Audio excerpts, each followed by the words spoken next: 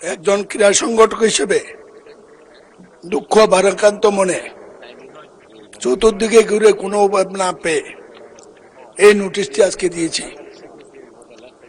আমি বিশ্বাস করি এটা অন্তত ক্রীড়ামন্ত্রীর দৃষ্টি আকর্ষণ করবে। 2004 সালে কুমিল্লার দক্ষিণের মানুষের নতুন ঠিকানা সদর দক্ষিণ উপজেলা গঠিত হয়। সেখানে আমরা নিজেদের অর্থায়নে একটি স্টেডিয়াম শুরু করেছিলাম, যেটা সদর দক্ষিণ উপজেলা স্টেডিয়াম হিসাবে স্বীকৃত হয়েছিল। দীর্ঘদিন চেষ্টা করেছি, পরে শুনেছি স্টেডিয়াম উদা হয়ে গেছে, টাকা লুটপাট হয়ে গেছে। সরকার বলে স্টেডিয়াম ওখানে আছে, কিন্তু আমার কুমিল্লা জেলায় এই নামে কোথাও কোনো স্টেডিয়াম সাধ্যমতো চেষ্টা করে উদ্ধার করতে পারেনি।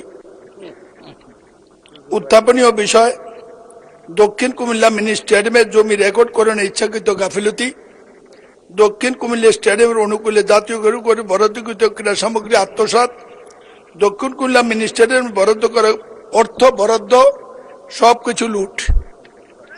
2005 সালে কুমিল্লা সদর দক্ষিণ উপজেলা ফুলতলী মৌজায় দক্ষিণ কুমিল্লা ক্রীড়া সংস্থার অনুকূলে স্থায়ী বন্দোবস্ত মূল্যে 2.1 সম্পত্তি ভূমি কর্মকর্তা উপজেলা চেয়ারম্যান স্থানীয় পদে ইচ্ছা গাফিলতি করা হয়নি।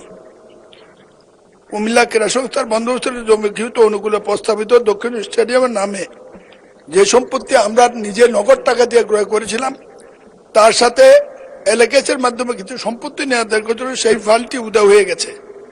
আপনার একজন ক্রীড়া সংগঠক, আমি আবেদন জানাবো, এটা আমার ইজ্জতের ব্যাপার।